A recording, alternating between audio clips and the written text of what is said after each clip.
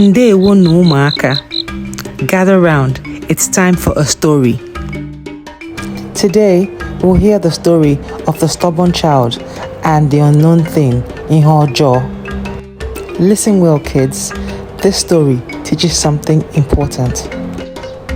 Once upon a time, in the peaceful Igbo village, there lived a man, his wife, and 2 children, a boy and a girl. The boy, was Isike, stubborn like a goat. The girl, Ezigbo Nwatakịrị, gentle and obedient. One morning, Mama and Papa had to go to the farm, so they said, "Umum, stay inside.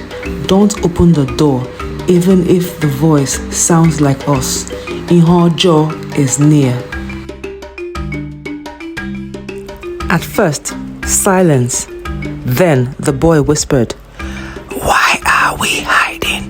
Kedu ihe na-eme?" His sister replied, "Shh, Mama said don't talk."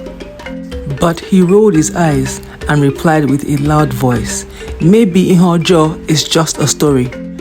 Soon enough, there was a knock at the door.